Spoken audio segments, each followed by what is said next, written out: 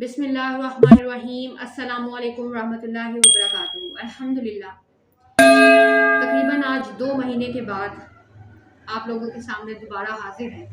जैसे कि आप तमाम लोग जानते हैं, मेरी तबीयत की कुछ नासाजी थी, जिसकी वजह से हमारा तरबियती क्लासेस का सिलसिला रुक गया था। आज अल्हम्दुलिल्लाह मैं बहुत बेहतर हूँ और आपके सामने कानून मुफरिद आज़ा और इल्म नफ्सनासी के हवाले से एक अहम मौजू को, एक हसास मौजू को लेकर आपके सामने आज मुकालमा करना चाहती हूँ। हमारे टॉपिक को इल्म नफ्सनासी के हवाले से मैं तूल नहीं देना चाहती, लेकिन मैं ये भी चाहती हूँ कि आपको मुकम्मल इल्म हासिल हो जाए, आप किसी हिस्से में इल्म नफ्सनासी के हवाले से पीछे ना रह जाए। ये ना हो कि आपके जहन में मौजूद हो कि ये चीज़ तो हमें नहीं पढ़ाई गई। हमारा चैनल हर्बल रियलिटी इंशाअल्लाह के फजल से इंसानी जिस्म, उसकी सेहत और उसकी तशखीस और कुदरती इलाज के बेहतरीन जो तरीके हैं वो आप सबको सिखाने के लिए हमेशा पेश रहेगा। सामीन इकराम, आज का मौजू मौत के करीब, नब्ज़ की हालत, मरीज की अलामात और उसके रवैये और उसके जिस्म का जो गैर तवाज़ुन होना है। मौत के करीब करीब जैसे मरीज जाता जाएगा, आप उसकी नब्ज़ से पहचान पाएंगे और फिर आपने उस मरीज को दवा नहीं देनी, क्योंकि अब उसके अज़ा फेल हो गए हैं, नकारा हो रहे हैं, उसके जिस्म का निज़ाम अब बुझ रहा है, तो अब आपने दवा नहीं देनी। यहाँ पर इस सारे मौजू को समझाने की कोशिश करूंगी। मेरी ये वीडियो उन तमाम लोगों के लिए है जो इल्म और हिकमत से वाबस्तगी रखते हैं, उन लोगों के लिए भी है जो कि आम लोग हैं लेकिन सेहत के लिए मुतलाशी हैं। उन्हें भी ये इल्म हासिल होना चाहिए कि अगर ज़िंदगी में कभी किसी ऐसे शख्स को देखें तो ये बता सकें कि इलाज होना ज़रूरी है या फिर मामला ठीक नहीं रहेंगे। ये मरीज के ऊपर पैसा खर्च करना सिर्फ और सिर्फ ज़िया की तरफ जाएगा। सामीन इकराम, वीडियो को सिलसिला शुरू करने से पहले मैं एक बात और आप लोगों से बयान कर देना चाहती हूँ कि जैसे आप तमाम लोग जानते हैं कि इंसानी ज़िंदगी की इब्तिदा कहाँ से होती है। इंसानी ज़िंदगी की इब्तिदा दिल के धड़कने से स्टार्ट है। धड़कन हरकत से स्टार्ट होती है। अब हरकत का ख़त्म हो जाना, मुंजमद हो जाना, ज़िंदगी जिस्म और रूह के ताल्लुक का कनेक्शन जब मुनक़ता होगा तो उस वक्त भी हालात दिल से गुजरते हुए मामला सारे गुजरेंगे और दिल की जो भी हालत है वो हमें पल्स के ज़रिए पता चलती है। और आप जानते हैं कि पल्स डायग्नोसिस, नब्ज़ से तशख़ीस करना, कानून मुफरद अज़ा के ज़रिए मैंने सारे सिलसिले का आगाज़ ही इसलिए किया कि आप इस गहराइयों को समझ सकें कि जब दिल पूरे जिस्म में खून की सप्लाई करता है तो वो खुफिया तौर पर दिल के तमाम जिस्म के तमाम हालात से वाकिफ़ होता है। और जब ये खून वापस पूरे जिस्म में खून की सप्लाई करके जब ऑक्सीजनेटेड और डीऑक्सीजनेटेड खून वापस आ रहा है तो दिल को अंदर के सारे हालात पता है। और ये हालात फिर दिल, इनकी ईसीजी नहीं बताती, हमारी ये पल्स हमें बताती है कि ये दिल अब इस तरह से इस हरकत की वजह से वो गर्मी बता रहा है, इस हरकत की वजह से वो खुश्की बता रहा है, इस हरकत की वजह से जिस्म का फलां हिस्सा नुकसान के अंदर है और फलां हिस्से में सोजिश और वरम आना शुरू हो गया। सामीन इकराम, दिल जब हरकत करता है, क्योंकि आज हमारा टॉपिक है मौत के करीब, बहुत ज़रूरी टॉपिक, बहुत ज़रूरी चीज़ें, कि जब मौत के करीब किसी मरीज को पहुंचा देखें तो तबीब वहाँ मेडिसिन देने से बाज आ जाए। उसका नाम, जब मरीज को अलामात मंजरा जाहिर होती हैं तो मरीज की सेहत और तबीब की शोहरत या तबीब की हाजक होना एक बहुत मुहतात रवैया अख्तियार करने की ज़रूरत होगी। सामीन इकराम, जब नब्ज़ करीबुल मौत होगी तो वो नब्ज़ नमली दूधी हो जाएगी। नमली दूधी मैं पढ़ा चुकी थी, आज यहाँ डिस्कस कर रही हूँ कि नब्ज़े सुस्त, आहिस्ता, सख्त, बारीक हरकतों के साथ शामिल हो जाएंगी, नमली दूधी होंगी, मुतवाज़न नहीं रहेंगी, क्योंकि अब जिस्म का निज़ाम आहिस्ता आहिस्ता बंद हो रहा है। मेरे अल्लाह ने गर्मी में, हरारत में ज़िंदगी और ठंड में मौत रखी। मरते हुए आदमी की नब्ज़ें नमली दूधी हो जाती है। उसके साथ साथ नब्ज़, हमने जैसे पढ़ाया कि मुर्तइश मौत है, मुतरकी मौत है, जुल्फतरा मौत है, जुम्बुलफार मौत है। कैसे? जब नब्ज़ मुतरकी होती है तो इंसानी जिस्म के अज़ा सेहत खोना शुरू हो जाते हैं। मौत आ जाती है। जब नब्ज़ मुर्तइश होती है तो वो जो झटके लगते हैं नब्ज़ के अंदर, वो दिल को झटके लग रहे हैं, वो किसी भी वक्त इस तवाज़ुन को खो देगा। नब्ज़ जुम्बुल फार है, देखे ना, जुम्बुल फार चूहे की दुमें बारीक से मोटी हो रही है और फिर जो है वो बाहर वापस बारीक होकर बिल्कुल खत्म होने के करीब पहुंची हुई है। जुल्फतरा, मुनज़्ज़म जुल्फतरा, यानी अगर नब्ज़ लगी ठोकर और फिर वो एकदम जब रुक रही है तो वो इसी इंतज़ाम से आहिस्ता आहिस्ता दिल जो है वो रुकने की तरफ जाता है। सामईन इकराम, जो अलामात हैं हमारे पास, उस हवाले से भी जिक्र करना है कि जब अलामात मंजरा आएंगी, आप देखेंगे कि आपका मरीज़ जो है, अक्सर ऐसा आप देखेंगे कि मरीज़ के चेहरे पर, खास कर उसका जो पूरा चेहरा है, उसमें उसकी नाक हो सकती है, होंठ हो सकता है, कान हो सकता है, एक सोजिश नाक फिंसी नमूदार होगी जिसकी रंगत सुर्खी से स्याही माइल हो सकती है। अगर इस सुर्खी से स्याही माइल सोजिश नाक फिंसी में हिचकी भी लग जाए तो मरीज का बच निकलना बहुत मुश्किल हो जाता है। और अगर अभी सिर्फ खांसी है तो उस वक्त में आपको बड़ी एहतियात की ज़रूरत है। बड़ा हाजिक तबीब इस तरह की कंडीशन को संभाल सकता है। तो उसके साथ साथ मरीज अगर आपके पास आए और वो हालत मंजरा के करीब जाएगा तो उसकी नाक टेढ़ी हो जाएगी। सामने ग्राम, मरीजों की नाक टेढ़ी होती है। यहाँ एक बात याद रखिए कि जो मरीज मजलूब होता है, जलक का आदी होता है, उसकी भी नाक टेढ़ी हो जाती है।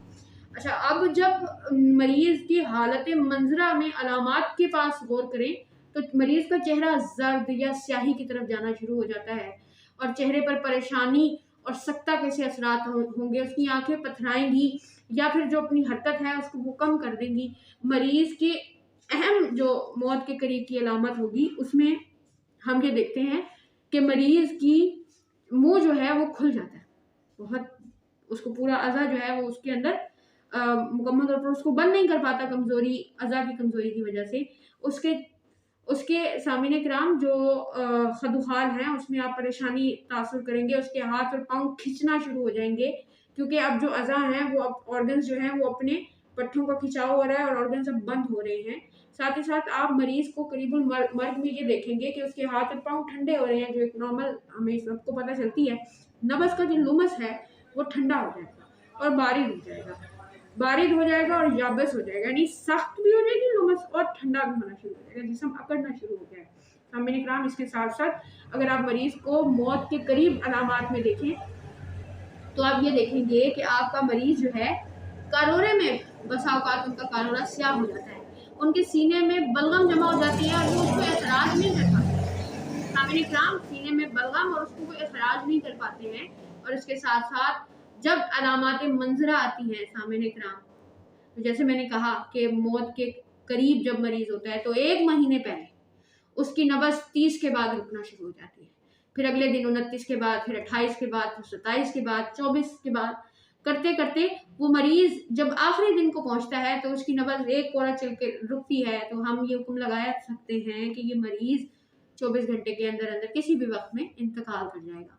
उसके साथ साथ ही अगर आप फतरा देखते हैं इस हाथ में, मैंने अपनी वीडियोस में ये भी बताया था कि जुल्फतरा जो होती है नब्ज़, वो बाज़ मैदे की खराबी से भी होती है। और अगर ये खलकी ना हो, पैदाइशी ना हो और इस हाथ में फतरा हो और इस हाथ में सूरत आ जाए, बाएं हाथ में सूरत आ गई और दाएं हाथ में फतरा आ गया, तो ये मरीज अब सेहत याब नहीं होगा। और इसी तरीके से अगर दोनों हाथों में नब्ज़ ज़ईफ़ है और मुंजमद हो गई है, रुक गई है, सख्ता उस नब्ज़ में आ गया है, तो सामने इकराम ये इस बात की तरफ इशारा करेगा कि आपका मरीज जो माहिर नबाज होगा वो यहाँ मरीज को दवा ना दे। दवा ना देने की कई सूरत हाल हैं। मैंने पहले कहा कि लवाहिकीन जो मरीज की होते हैं उनके ऊपर एक्स्ट्रा पैसों का बोझ ना डालें। दूसरी बात यह कि आप आखिरी लम्हे में कोई त्रियाक दर्जे की दवा देने की या अक्सीर दर्जे की दवा देने की कोशिश करेंगे, लेकिन ये वो अलामात होती हैं जिसमें मरीज की कुव्वत अफ़ना होकर आहिस्ता आहिस्ता जिस्म का निज़ाम बंद हो रहा है। ऐसे में आप अक्सीर देके उसको तकलीफ देंगे। हमें तो मरने वाले के लिए आसानियां पैदा करनी है, उसको तकलीफ नहीं देनी है। और आपने एक पुड़ी दी और वो मरीज का उस वक्त था नज़ा का, पता चला जी हकीम साहब ने एक खुराक दी थी और देते ही वो अल्लाह को प्यारे हो गए। तो इन हालात से बचना है। अगर देनी पड़ती है तो मैं बार बार कहती हूँ कि मुआवजा ना लीजिएगा। और साथ ही साथ सामीन इकराम, जो ज़रूरी चीज़ है अलामात मंजरा के हवाले से जो कयास करना है तशखीस के हवाले से, वो ये कि बाज़ औक़ात आप देखते हैं कि मरीज़ की एड़ियों में दर्द होता है, मरीज़ की एड़ियों में दर्द होता है, ये वो मरीज़ है जिसके गुर्दे अब खराब हो रहे हैं। आप देखेंगे कि बाज़ मरीज़ चलते हुए अपनी टाँग को ना ऐसे झटका देता है, हल्का सा झटका देते हुए महसूस होती है, तो इस मरीज़ के भी गुर्दे यकीनन खराब हो चुके होते हैं। और वो मरीज़ जो लेटते हुए टाँगे वगैरह से सिमट के सोता है, ऐसे टाँगे ऊपर पेट की तरफ करके, उसको भी कॉलन्स में और गुर्दों में जो है वो दर्दें हो सकती हैं और कोई खराबी यहाँ पर जुड़ी हुई है जिस वजह से वो ये सब अलामात कर रहा है। सामईन इकराम, आज मैंने कोशिश की है कि आपको करीबुल मर्द मरीज़ की नब्ज़ समझा सकूं, उसमें फ़तरे के बयान को समझा सकूं, अलामात मंजरा उसको बता सकूं। फिंसी वाली बात यकीनन आपको पहली बार पता चली होगी, या हाथ की नाक का टेढ़ा हो जाना आपको पता चला होगा, आंखों का पथरा हुआ महसूस होना, और ये बलगम अक्सर हम इन मरीजों में देखते हैं कि छाती में बलगम जम जाता है और वो निकल नहीं पाता है। मरीज का करोड़ा अक्सर जो है वो सुर्ख हो जाता है। लुमस मरीज का जो है वो सर्द और जो है वो खुश्की की तरफ जाता है, और वो तमाम नब्ज़ें जो कि मौत की नब्ज़ें थी, उसकी वजह क्यों है? मुतरकी में निज़ाम ज़िंदगी बंद हो रहा है, मुर्तइश में निज़ाम ज़िंदगी में क़ुव्वतें फ़ना हो रही हैं, नमले दूधी में निज़ाम आहिस्ता आहिस्ता बंद होने की तरफ जा रहा है। ये इसी बात की निशानी है कि आप जब भी इन नब्ज़ों को पाएँ, आप हाथ न डालें। मैंने जब शुरू में हिकमत सीखी और सीखना शुरू की, तो मेरे दिल में ये आता था कि हम लोगों को हर मरीज़ का इलाज करना चाहिए। हमारे पास ऐसा इलाज होना चाहिए, ऐसी तहकीक हमारे पास होनी चाहिए कि हमारे पास आने वाला हर मरीज़ भी ठीक भी हो। अच्छा चलो किसी वजह से ठीक ना हो, तो हमें हर मरीज़ पर हाथ भी डाल लेना चाहिए, हमें इतना हाज़िक होना चाहिए। मगर मेरे उस्ताद हमेशा कहा करते थे कि बेटा ऐसा हो नहीं सकता। आप हर तरह के मरीज़ को सँभाल नहीं पाएँगे, आप हर तरह के मरीज़ पर हाथ नहीं डाल सकते। आपका नाम इब्तिदा में ख़राब होने का डर होता है। तो हमें ये समझना है, आज की वीडियो के ज़रिए यही पैगाम है कि हमें ये समझना है कि किन मरीज़ों को इलाज देना है और किन मरीज़ों से हाथ इलाज से दूर रखना है। सामईन इकराम, उसके साथ-साथ अगर आपको आज की वीडियो में कुछ भी नया मालूम हुआ हो, अच्छी लगी हो, इसको फ्रेंड्स के साथ शेयर करें। कोई सवाल आपका यहाँ बनता हो तो मुझे ज़रूर बताएँ। और उसके साथ-साथ सामईन इकराम, नब्ज़ के हवाले से अभी बड़ा कुछ बाकी है। इतना कुछ बाकी है कि मैं आपको जैसे 2 का पहाड़ा याद करते हैं, टेबल ऑफ 2, 3, 5 1 द 5, 5 2 द 10, 2 एकम 2, 2 दूना 4। मैं इस तरह आपको कुछ नब्ज़ के कुलिये याद कराना चाहती हूँ। आप नब्ज़ हाथ रखें और आप कहेंगे कि ये मरीज़ कोलेस्ट्रॉल का मरीज़ है। आप नब्ज़ पर हाथ रखेंगे और आप कहेंगे इसके जिस्म में फलां हिस्से में दर्द मौजूद है। आप नब्ज़ पकड़ेंगे और आप बता सकेंगे कि ये मरीज़ इतने साल से बीमार है। लेकिन मुझे न जाने क्यों खुद ही महसूस होता है कि शायद बहुत से लोग हैं इसमें शागिर्द हमारे जो चाहते हैं कि अब हम मज़ीद कुछ और इनको पढ़ाएँ और इल्म नफ्स को यहीं मुकम्मल कर दें। लेकिन मैं चाहती हूँ कि किसी भी कॉर्नर से, किसी भी हिस्से से इल्म नफ्स शनासी आपसे दूर ना हो।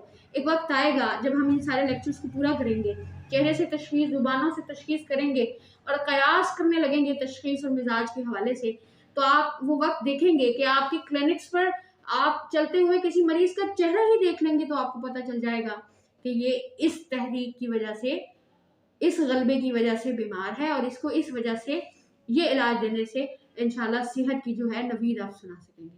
तो आज तक के लिए इतना ही सामईन इकराम। उम्मीद कर रही हूँ कि अल्लाह ताला आप लोगों के इल्म में बरकतें नसीब करेगा और अल्लाह ताला आपको इस इल्म से फ़ायदा नसीब करे। अल्लाह ताला हमारे ज़हन की ग्रहों को खोल दे और अल्लाह ताला हमारे लिए इस सिलसिले को आसान कर दे, बहुत आसान, ताकि हम कुदरती नेचुरल तशख़ीस, इल्म नफ्स शनासी जो कि बिल्कुल मादूम होने के करीब हो गया है, अब अतिबा इकराम नब्ज़ शनासी को समझाने के बजाय रिपोर्ट से, पीएच लेवल से और ईसीआर फैक्टर से समझना चाहिए मिजाज को, लेकिन मिजाज को समझने की जो असल कसौटी है वो आपकी ये है। अब कोई ईसीआर सीआर को टेस्ट करवाने से बेहतर है कि मरीज़ की सरमाया भी बचाएं और अपनी नब्ज़ों को, इन पोरों को इतना हसास कर लें, क्योंकि इल्म नफ्स शनासी हकीम और तबीब के सर का ताज है, ये उसकी शोहरत की वजह है। अपना बहुत सारा ख्याल रखिएगा। आज के लिए इतना ही। अस्सलामु अलैकुम व रहमतुल्लाहि व बरकातहू।